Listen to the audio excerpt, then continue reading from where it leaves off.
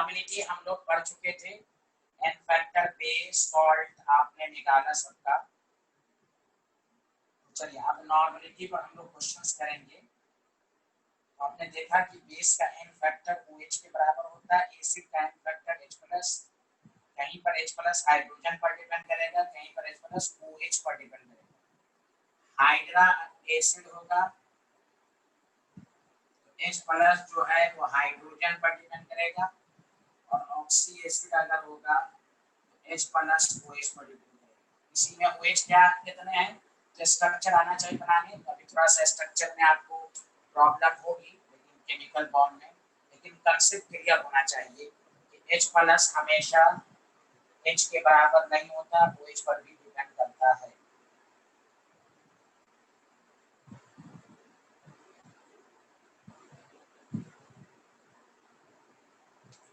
अब ये क्वेश्चन देखिएगा।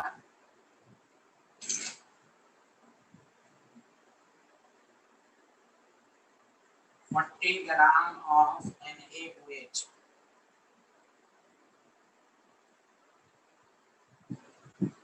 dissolved in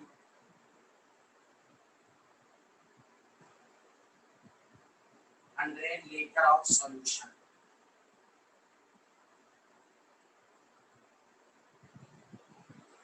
Calculate the normality of solution. ये आपको बताना है। तो नॉर्मेलिटी का फॉर्मूला आपके पास है। नॉर्मेलिटी इज इक्वल टू क्या होता है, नंबर ऑफ ग्राम इक्विवेलेंट पर लीटर ऑफ सॉल्यूशन। ये आपको मालूम होनी चाहिए।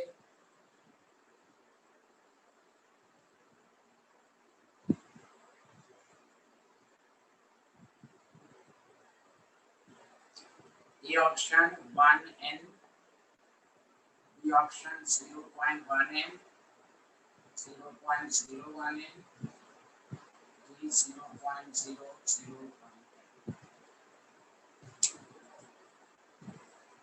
पहले आप कोशिश कीजिए सारे लोग।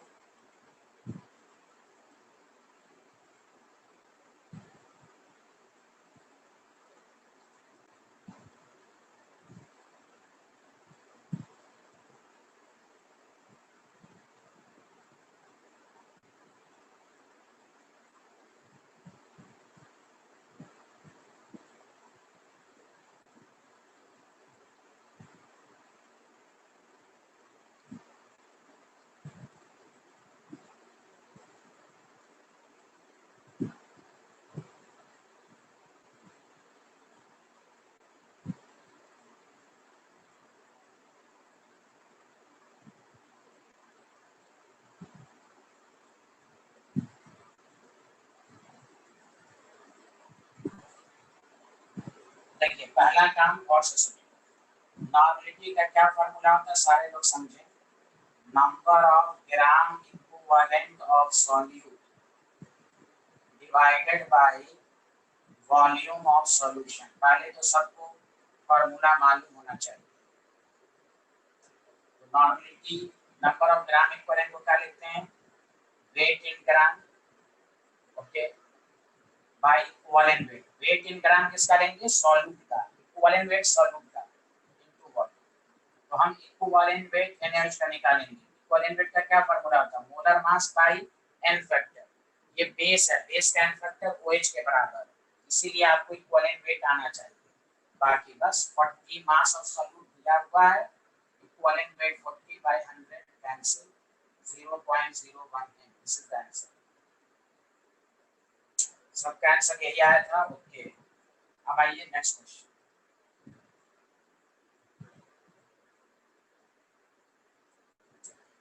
Question number 2। An aqueous solution contains 9.8%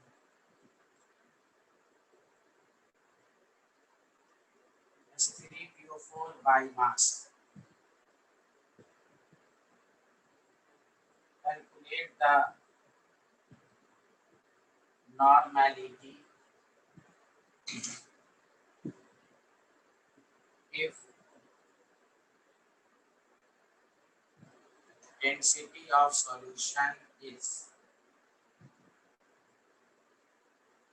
density of solution is 1.25 gram.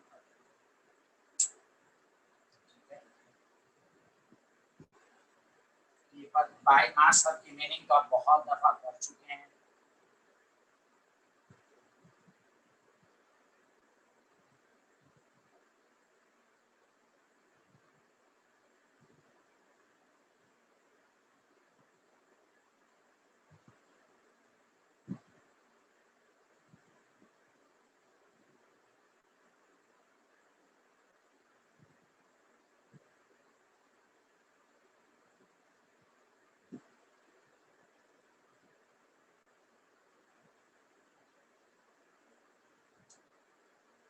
ये ऑप्शन 2.75 है, बी है 3.75 है, सी है 1.75 है, डी है none of these.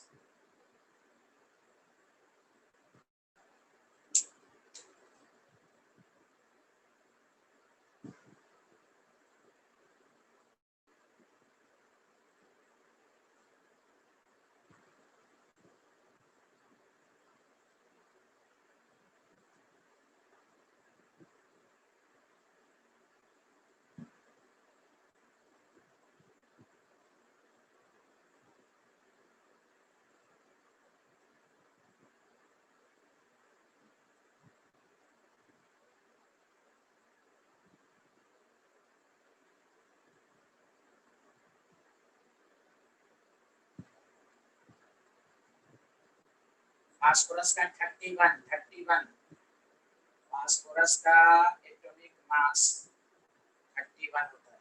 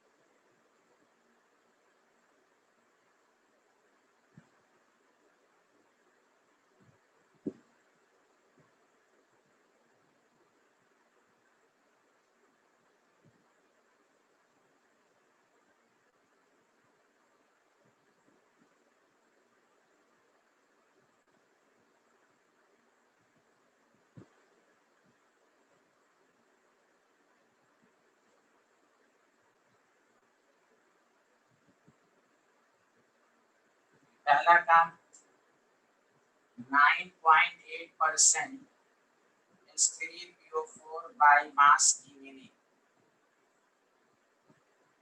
9.8 gram of H3PO4 present in 100 gram of solution।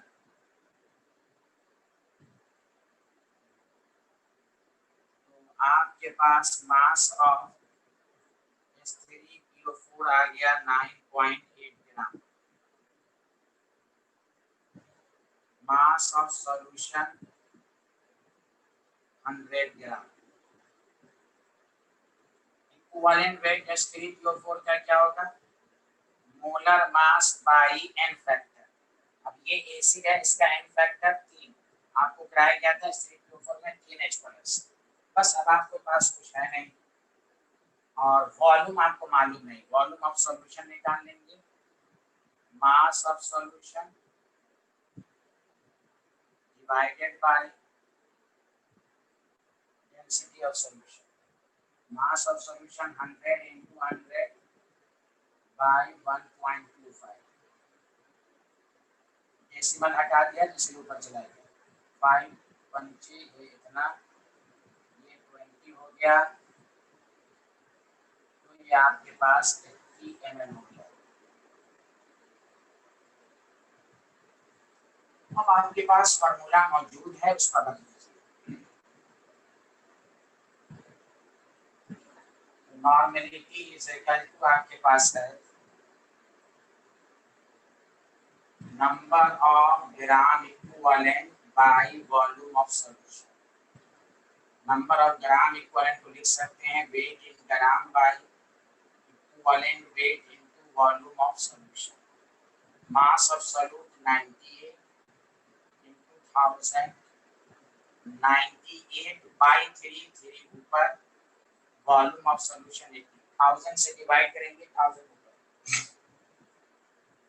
1 0 से कैंसिल, ये आपके पास आ जाएगा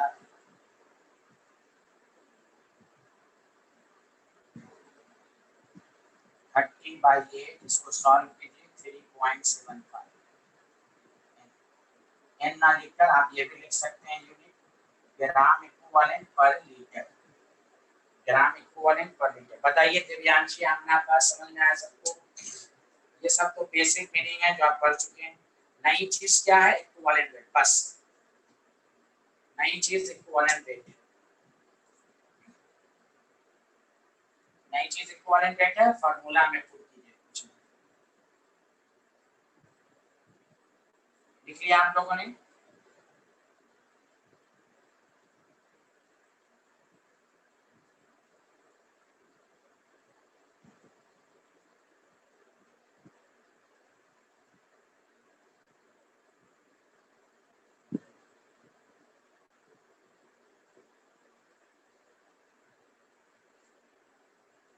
ध्यान दीजिए, शॉर्टकट इस्तेमाल कर सकते हैं, रिलेशन बिटवीन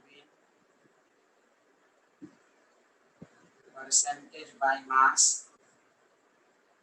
नॉर्मेलिटी, हमने लिखवाया था molarity, normality and density of solution.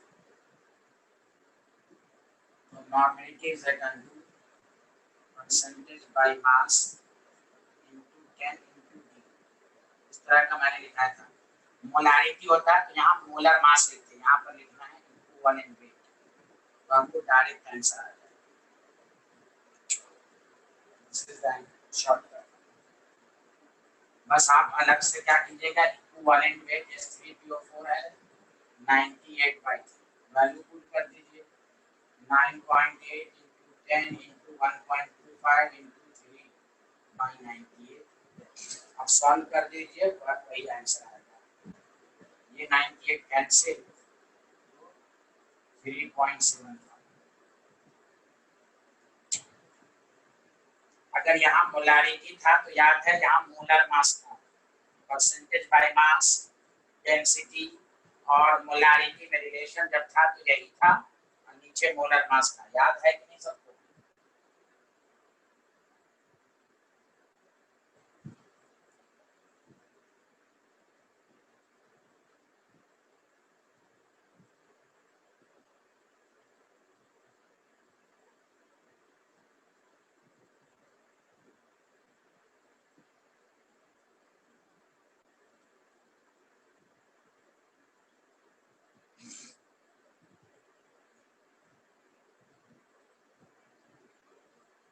लिख लिया?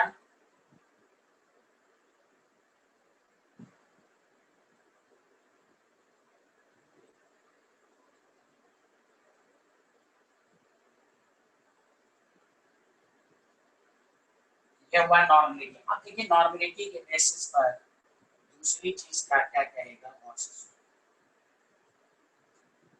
क्वेश्चन लिखिए, calculate the number of gram equivalent आपको मालूम है ग्राम इक्विवेलेंट का दूसरा नाम क्या मैंने बताया था, number of equivalent in the following.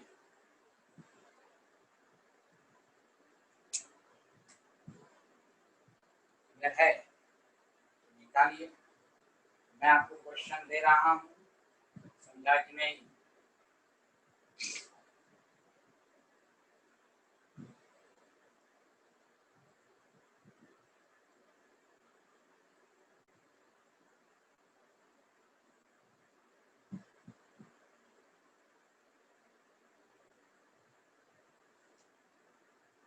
ये है 500 ml of 4N,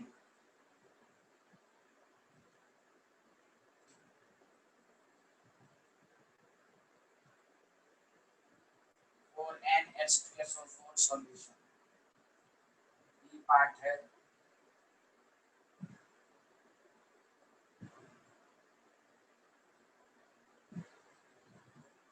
200 ml of N/10 H3PO4 solution.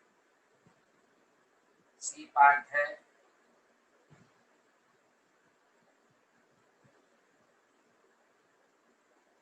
10/5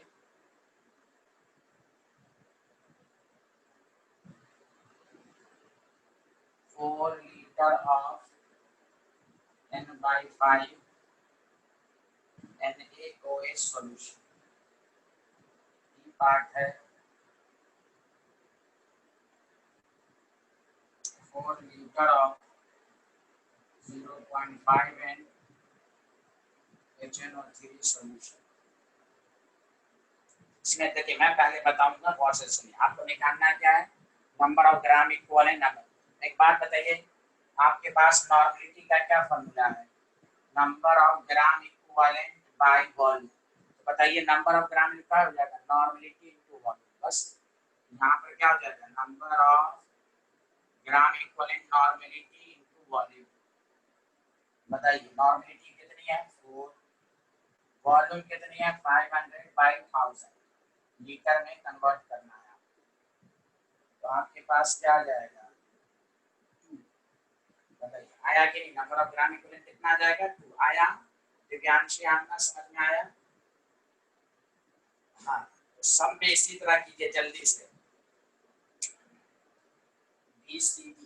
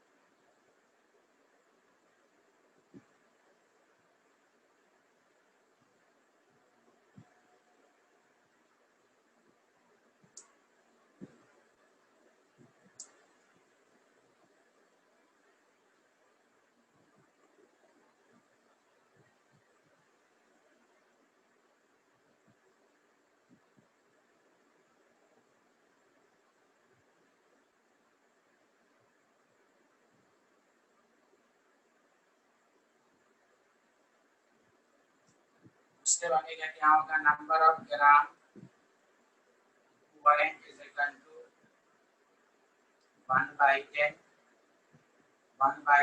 200/1000। ये भी आपके पास 2 होगा। 2 सबका आंसर आया है, डी का भी आंसर 2 है। नहीं,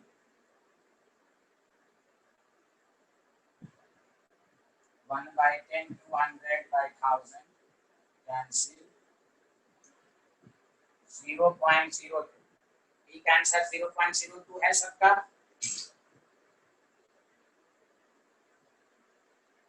दिव्यांशी आ रहा आपको?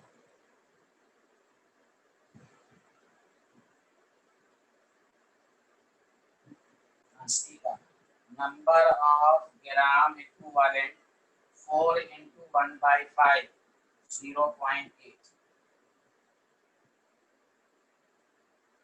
यहाँ पर आपके पास number of gram equivalent 4 into 0.5 कितना हो जाएगा? नंबर ऑफ ग्राम इक्विवेलेंट निकालने आ गया। अब इसी में और करना है। यहाँ देखिए अब दूसरा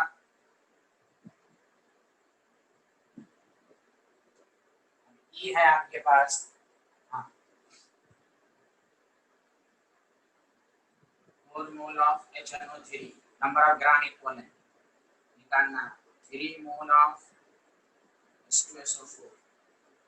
अब यहाँ पर नॉर्मलिटी वॉल्यूम ना देकर मोल दे रहा है और नंबर ऑफ ग्राम इक्विवेलेंट ही निकालना। जी आपके पास है 3 मिली मोल ऑफ FeSO4। H है 5 मोल ऑफ CaOH। अब सुनिए अच्छे से, नंबर ऑफ ग्राम इक्विवेलेंट निकालने का एक तरीका है, सारे लोग सुनिए। नंबर ऑफ ग्राम इक्विवेलेंट आपने नहीं पढ़ा, लिखिएगा नहीं। Weight in gram by equivalent एक फार्मूला तो ये होता है जो इसकी डिफिनेशन होती है।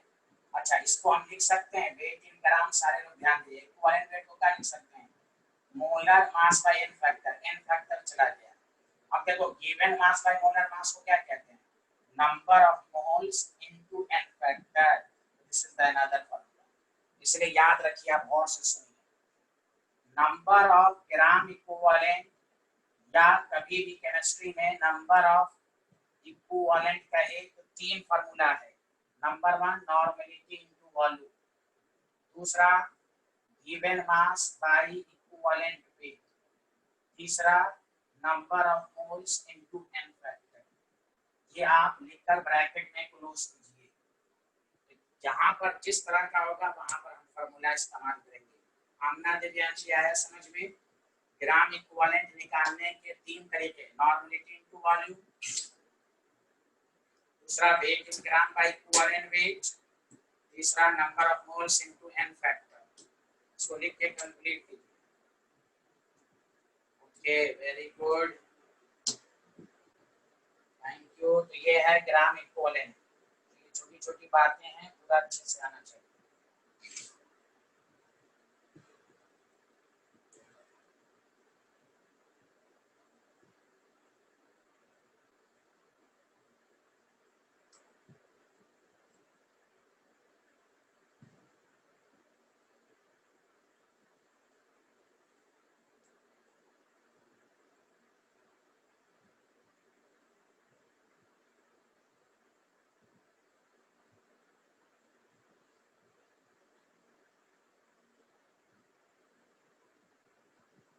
बताइए इसका नंबर ऑफ ग्राम इक्विवेलेंट क्या होगा? नंबर ऑफ मोल्स को n फैक्टर 1 4। चलिए अब बाकी का निकाल के दिखाइए सारे लोग। अच्छा, आमना और दिव्यांशी दोनों सुनिए, कल आपको क्लास करना है 4 बजे। कल आप दोनों को आना है। मैं थर्सडे को क्लास नहीं लूंगा इस बैच की। आप दोनों को कल वाले बैच में आना है, दिव्यांशी और आमना। नेट नेट सही रखिएगा, थर्सडे को आपकी बैच की क्लास नहीं होगी। अभी आप जी वाले के साथ ही कीजिए, दोनों में एक ही है, केमिस्ट्री में दाते का फर्क नहीं है।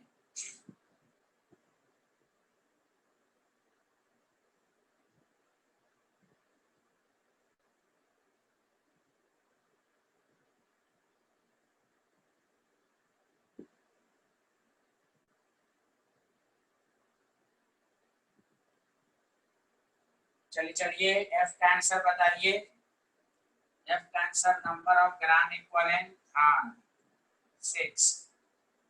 यहाँ पर नंबर ऑफ ग्राम इक्विवेलेंट बताइए 3 मिली मोल, 3 into 10 to -3 मोल में कन्वर्ट करेंगे। अब FeSO4 क्या सॉल्ट है, सॉल्ट में हम किसको देखते हैं, चार्ज को 0.06। तो यही सब आपको याद रहनी चाहिए। ये एसिड है एन फैक्टर H+, ये भी एसिड है एन फैक्टर। अब ये FeSO4 सॉल्ट हो गया, ये आपको आना चाहिए। नंबर ऑफ ग्राम इक्विवेलेंट बताइए 5 into 2 10। तो देखिए ग्राम इक्विवेलेंट सबको समझ में आया कि नहीं अच्छे से, ग्राम इक्विवेलेंट सबको अच्छे से समझ में आ गया। तीन फार्मूला है निकालने का।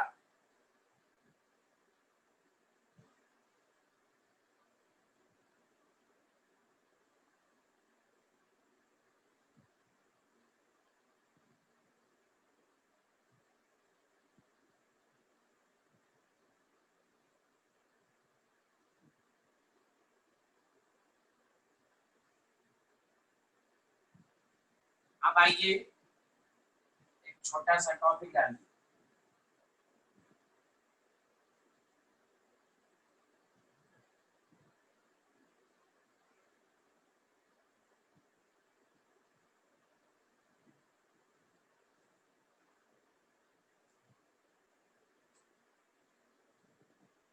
This is very important, relation between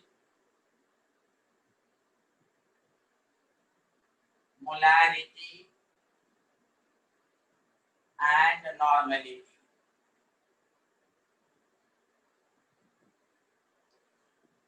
देखिए आपको मालूम है नॉर्मेलिटी इज इक्वल टू, आपने पढ़ा number of gram equivalent of solute divided by volume of solution in litre.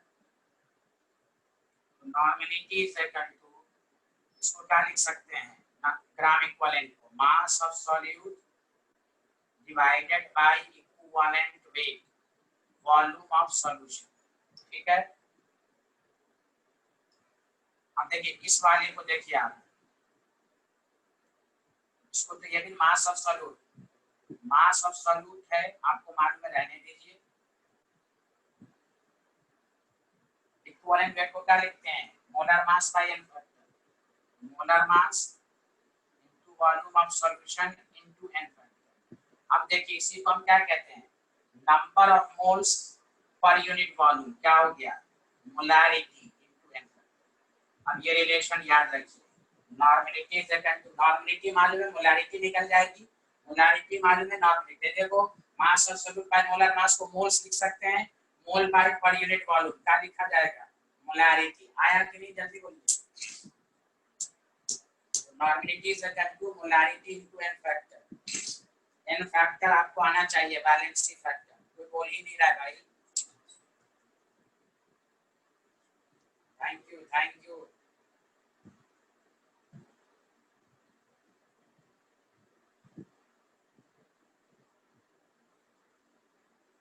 देख लीजिए अब इस पर छोटे छोटे क्वेश्चन कीजिए।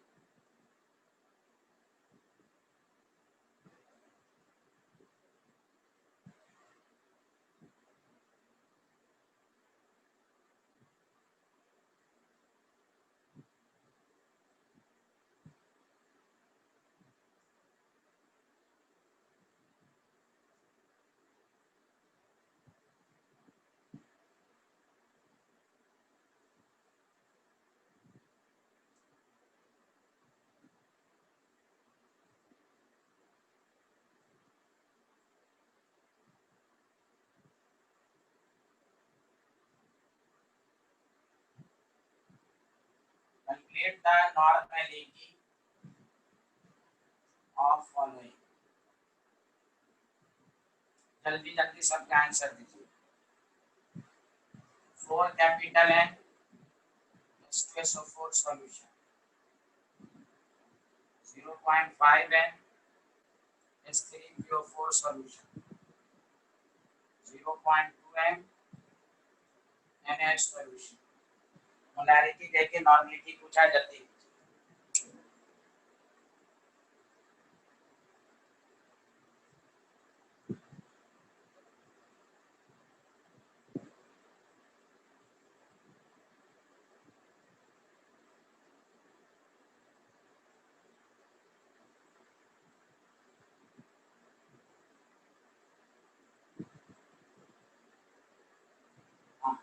यहाँ पर नॉर्मलिटी क्या हो जाएगा, molarity into an factor 8।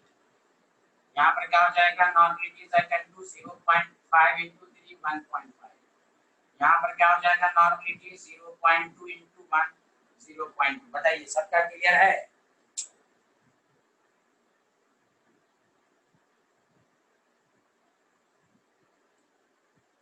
Very good, very good. देखिए कितना अच्छे से आपको नॉर्मलिटी का सारा कंसेप्ट आ गया। अब देखिए यही छोटे छोटे क्वेश्चन आ जाएगा तो फिर आपको, पर अब यही टीचर आगे पढ़ा रहा होगा तो नॉर्मलिटी मोलैरिटी सब में आना चाहिए। Calculate the molarity of following, सब कुछ सीखिए, क्या आपको सब अंदाजा हो कि कभी कंफ्यूजन ही ना हो।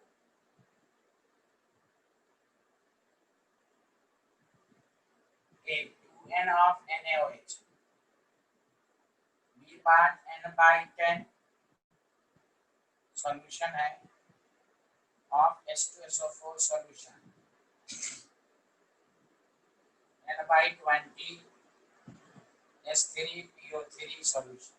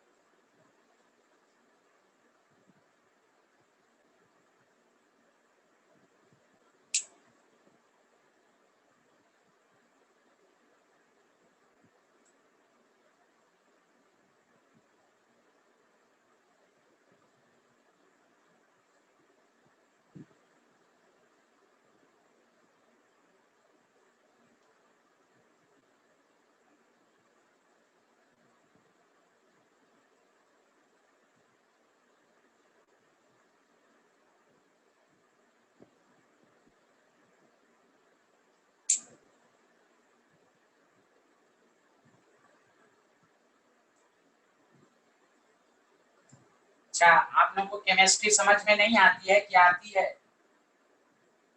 हर्षित, दिव्यांशी और आमना, केमिस्ट्री समझ में नहीं आती है आप लोगों को? आती नहीं, अच्छे से आती है, खराब आती है, मजा आता है, कैसे ही जबरदस्ती पढ़ रही हैं, कुछ भी तो बताइए।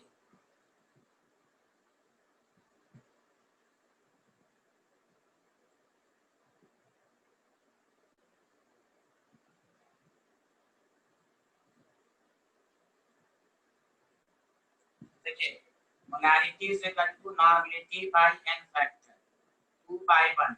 मैं जानबूझ के क्यों दिया, एन फैक्टर पूरा आपका रिवीजन हो गया, अच्छे से नहीं आ गया, पहले मैंने पूरा पढ़ा दिया, क्वेश्चन के जरिए दोबारा आपको समझ में आ गया। यहाँ molarity is equal to normality by n factor, normality 0.1/2 1/20 0.05। बताइए बी का आंसर सबका यही आया था, बी का आंसर सबका यही आया था।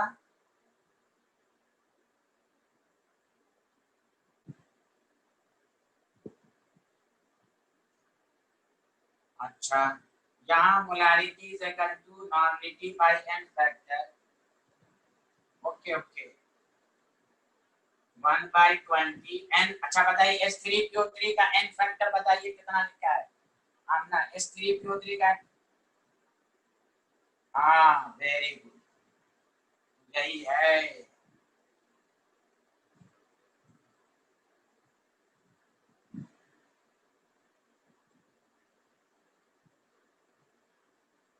ये कितना है, 0.25 आया है क्या? हाँ चलिए, अब ये हो गया। अब बहुत एक, अब नॉर्मलिटी का लास्ट टॉपिक जो कि बहुत अच्छे अच्छे क्वेश्चन करने में आपको मदद देगा।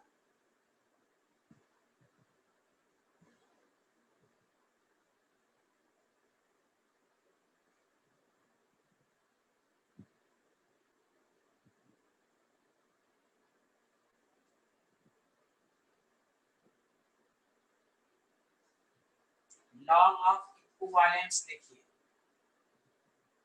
Law of equivalent, this is very important. इस पर 2 क्वेश्चंस करेंगे और से सुनिए क्या है ये लॉ। देखिए मान लिया कोई रिएक्शन है AABB, रिएक्शन करके CC प्लस DD बनाया, कहा ये क्या था, अकॉर्डिंग टू दिस लॉ, और से सुनिएगा, number of gram equivalent of all reactant reacted, all reactant reacted are equal,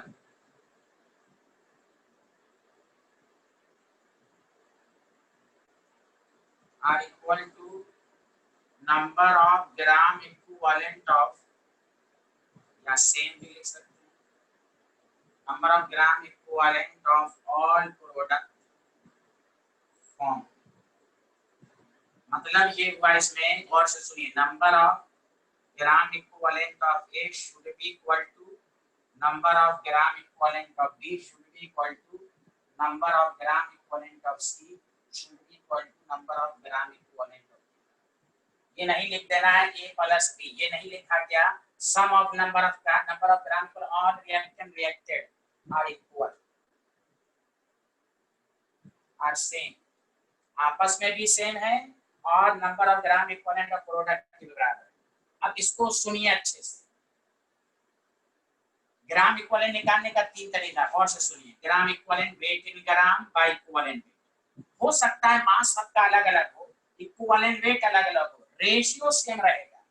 जैसे आप सिमिलर ट्रायंगल देखते हैं, लेंथ अलग अलग है सबका, लेकिन सबका करस्पॉन्डिंग का रेशियो सेम होता है कि नहीं, वही हाल यहाँ है। अलग अलग वेट हो सकता है सबका, अलग अलग इक्विवेलेंट वेट हो सकता है, लेकिन तमाम का ग्राम इक्विवेलेंट क्या होगा, रेशियो सेम।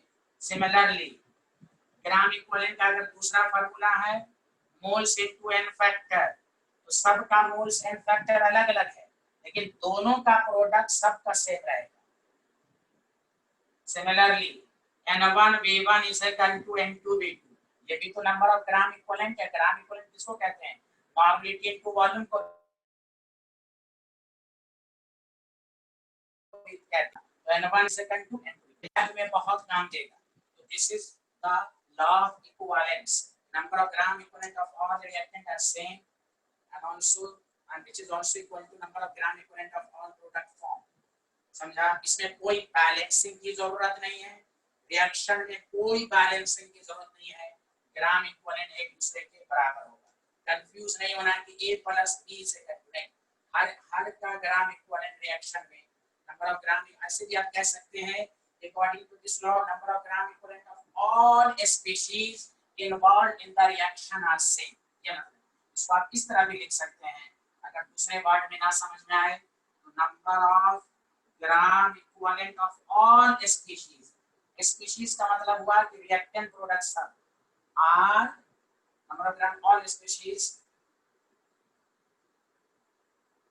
involved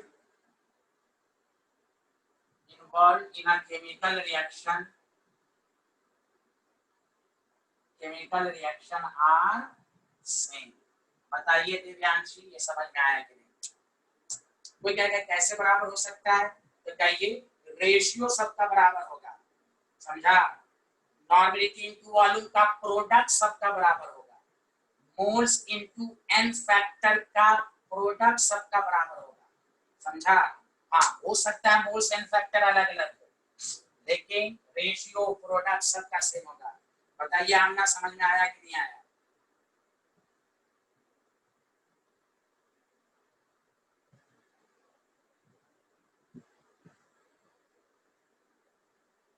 जैसे क्वेश्चन से ज्यादा समझ में आएगा आपको, घबराइए नहीं, क्वेश्चंस कराते हैं आपको। देखिए सारे लोग इसको लिख लीजिए।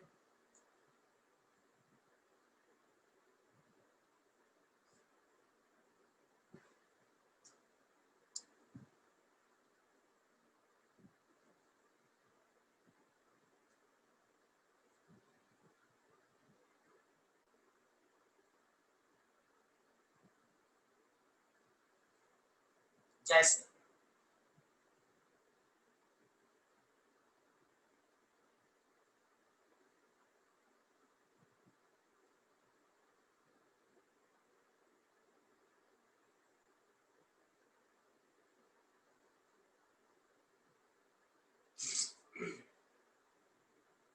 Question number 1, 0.5 gram of base is completely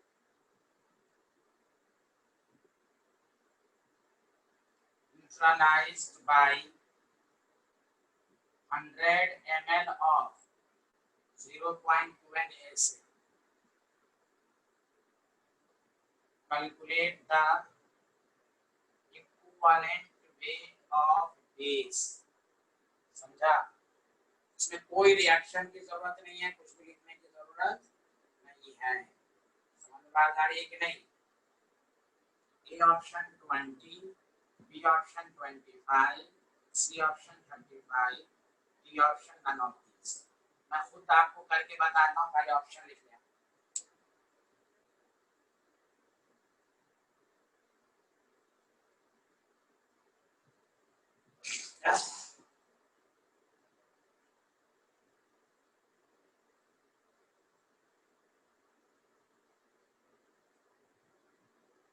लिख लिया आपने? बस कुछ नहीं करना है। नंबर ऑफ, सारे लोग देखिए, number of gram equivalent of base is equal to number of gram equivalent of acid. Obviously base acid के साथ ही तो रिएक्शंस कराएगा, फुल सॉल्ट बनाएगा, उससे हमें मतलब नहीं। Number of gram equivalent of base is equal to number of gram. बस अब सुनिए यहाँ पर क्या फॉर्मूला, इसलिए मैंने ग्राम इक्विवेलेंट पहले पढ़ा दिया। यहाँ पर ग्राम दिया हुआ है तो क्या लिखिएगा, given mass by equivalent wait. याद आया? हाँ, very good very good. Number of gram equivalent यहाँ पर क्या लिखेगा, नॉर्मली इनटू वालो 0.2 इनटू 100 बाय 1000 हो गया। Equivalent weight is equal to आपके पास हुआ 5 बाय 0.2, 50 बाय 2, 25। बताइए आमना आया सब समझ में?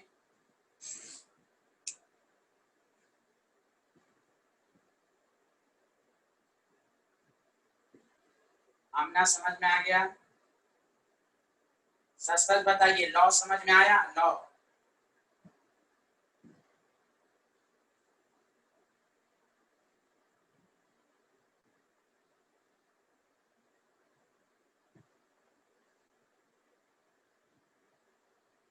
ओके। एक क्वेश्चन और देते हैं, आप लोग करके दिखाइए।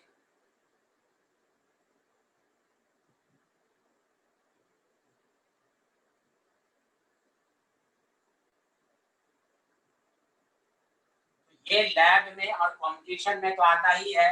आप देखिएगा टाइट्रेशन में टीचर यही आपको पढ़ाएगा, लैब में पढ़ाएगा आपको, तो फिर उस वक्त आपको क्लास में मजा आएगा कि सर हमने पढ़ा चुके हैं। Number of gram equivalent of 1 is equal to number of gram equivalent of 2। आपको टाइट्रेशन, इसलिए केमिस्ट्री के सिलेबस में सिर्फ थ्योरी नहीं है, लैब प्रैक्टिकल में भी देखिएगा टाइट्रेशन। टाइट्रेशन में आपको नॉर्मलिटी का इस्तेमाल होगा। एनसीईआरटी का सिलेबस का ये मतलब नहीं है कि सिर्फ एनसीईआरटी की बुक, लैब में भी आपको काम देगा। इसलिए आप देखिएगा एनसीईआरटी में पहले चैप्टर में ये सब नहीं है। आप देखिए question number 2, 0.45 gram of acid, molecular weight is equal to 90, are completely neutralized by 20 ml of base. Calculate the basicity। याद कीजिए बेसिसिटी का वर्ड मैंने पढ़ाया था। बेसिसिटी का वर्ड कब आएगा? एसिड के लिए। अब बेसिसिटी क्या होता है? N factor. मतलब ये बेसिकली इस क्वेश्चन में एन फैक्टर कह रहा है, एसिड का एन फैक्टर निकालो।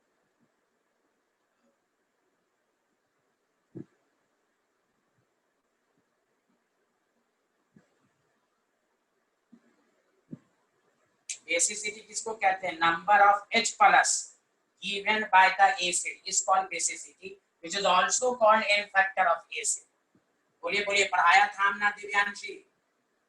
नोट्स में देखिए देखिए बेसिसिटी का वर्ड आ गया। हाँ, वेरी गुड।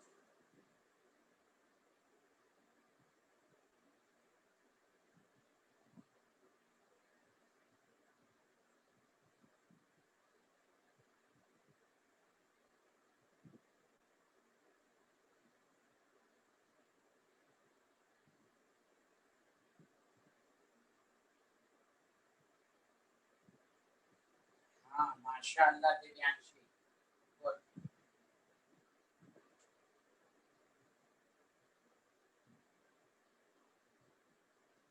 वही बात, number of gram equivalent of acid is equal to number of gram equivalent of base. Number of gram equivalent of acid 0. Moles के फॉर्मूले से निकाल लीजिए, number of moles of acid into N factor. यहाँ पर क्या लिखेंगे, नॉर्मलिटी इनटू वॉल्यूम। मोल्स को क्या लिखेंगे, given mass by molar mass, n factor मालूम करना है। नॉर्मलिटी कितना है, 20/1000 इनटू 0.5। एक जीरो से कैंसिल, एक जीरो से कैंसिल, आपके पास एन फैक्टर आ गया 9 into 2 into 0.5 divided by 0.45। देखिए यहाँ इनका गलती तो नहीं हुई है। हाँ ये 10 आपके पास हो गया कि 4.5 into 2 by 4.5 कैंसिल। बताइए आमना पास, सबको समझ में आ गया। तो यही है लॉ ऑफ इक्विवेलेंट, कितना इंपॉर्टेंट है। और अभी चैप्टर जो एंड होगा ना, सेकंड चैप्टर जो शुरू करेंगे, हम एक क्लास रखेंगे रिवीजन, उसमें फिर मजा आएगा। अभी तो टॉपिक वाइज क्वेश्चन सब कराया जा रहा है, तो हम लोग आगे आगे भी पढ़ते रहेंगे, पीछे से रिवीजन भी कर लेगा, जिसको कहते हैं पीपीपी, प्रैक्टिस पहले चैप्टर का क्वेश्चंस। अभी क्या है कि अभी हम आपको टॉपिक वाइज पढ़ा रहे हैं, और रिवीजन में क्या होगा, मिक्सिंग रहेगा क्वेश्चंस का, आपको और मजा आएगा, क्योंकि पहले बेस मजबूत हो जानी चाहिए। बताइए क्लियर है यहाँ तक?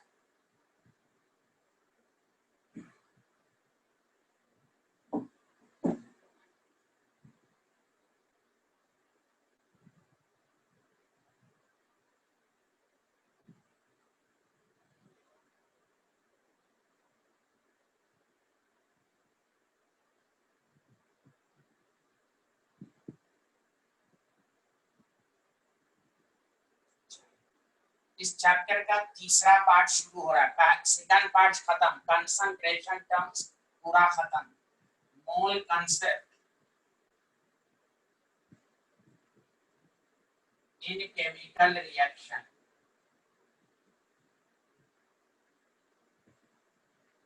जिसको कहते हैं, जो आपको एनसीईआरटी में होगा नाम, स्टोइकियोमेट्रिक कैलकुलेशन, ये नाम से टॉपिक होगा। आप इस चैप्टर को 3 पार्ट में बांटिए, पहला मोल कांसेप्ट, दूसरा मोल कांसेप्ट इन सॉल्यूशन। अब मोल कांसेप्ट इन सॉल्यूशन को बहुत अच्छे से पढ़िए, फार्मूला सब याद रखिए, कैसे मैंने पूरा देखिए 2 हफ्ते में ये मैंने पढ़ाया है मोल कांसेप्ट पूरा, एक एक न्यूमेरिकल कराते हुए, स्टोइकियोमेट्रिक कैलकुलेशन। अब हम पढ़ेंगे केमिकल रिएक्शन। कल वाली क्लास में आइएगा, दोनों नहीं आइएगा तो आपका नुकसान होगा। कल आपका समझिए मेन क्लास है, दोनों को आना है। अब ध्यान दें अच्छे से, टॉपिक डाल लिया आपने, टॉपिक डाल लिया। अब सुनिए, मोल कांसेप्ट का बहुत आसान है। जैसे मैं आपको एक रिएक्शन लिखता हूँ, N2 गैस है, 3H2 गैस है, 2NH3 गैस है। देखिए यहाँ जो बैलेंसिंग, यहाँ पर नंबर कितना है 1, यहाँ पर 3, यहाँ पर क्या 2। ये जो बैलेंसिंग नंबर है आपके पास, इसको कहते हैं केमिस्ट्री में, नाम सब याद रखिए, स्टोइकियोमेट्रिक कोएफिशिएंट। स्टोइकियोमेट्रिक कोएफिशिएंट कहते हैं 1, 3, 2।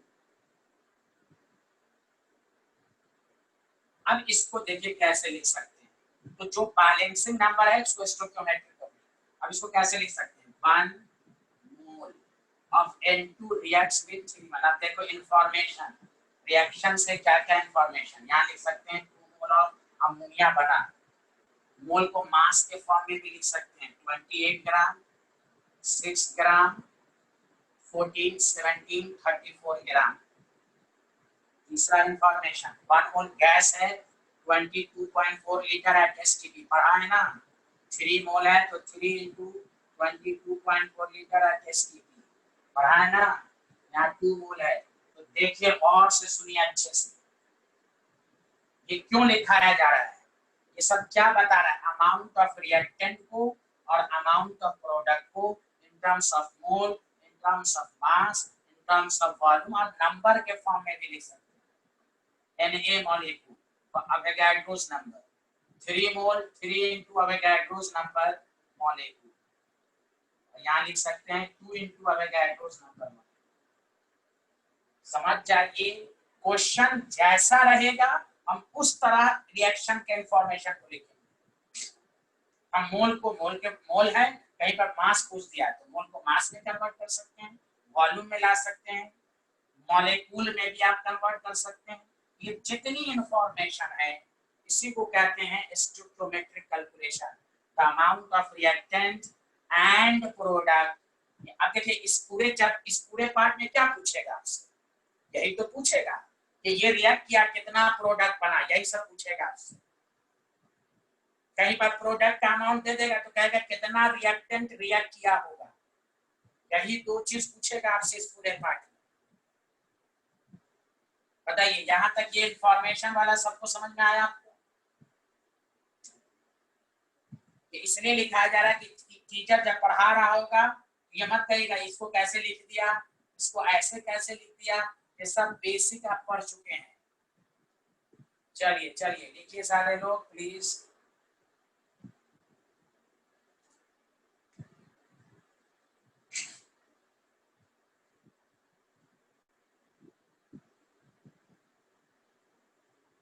Okay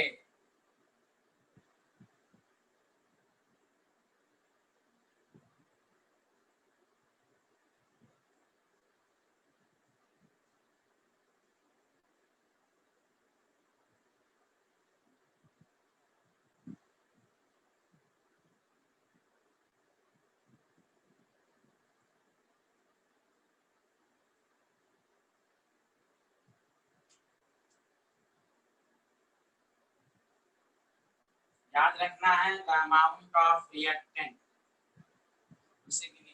and product in balanced chemical reaction is called stoichiometric calculation. याद रखिए हम रिएक्टेंट और प्रोडक्ट के अमाउंट को कैसे कैसे लिख सकते हैं, ये आपको आना चाहिए।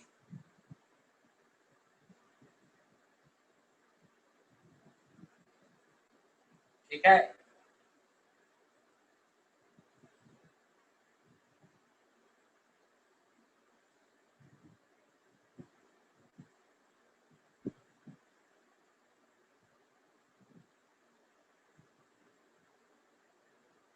लिख लिया। अब कल इसके आगे पढ़ेंगे। अब इसमें कल जो लेक्चर की शुरुआत होगी, कल टाइम पर आइएगा, हम लोग पढ़ेंगे लिमिटिंग रिएजेंट, एक्सेस रिएजेंट। हाँ तो कल के लेक्चर में हम इसी के आगे जस्ट पढ़ेंगे, मैंने इक्वलाइज कर दिया है। तो कल हम लोग limiting reagent, access reagent, amount of product कैसे निकालेंगे, यह छोटा टॉपिक सब है, बहुत आसान सब है। इसके बाद molecular formula and ब्रेकन formula 2-3 class में मैं समझे इस वीक तक इंशाल्लाह मैं खत्म कर दूंगा पूरा, फिर सेकंड चैप्टर शुरू। Okay thank you. Next class में कल आप लोग दोनों आप 4 बजे आ जाइएगा। ओके थैंक यू, अल्लाह हाफिज, टाटा बाय बाय।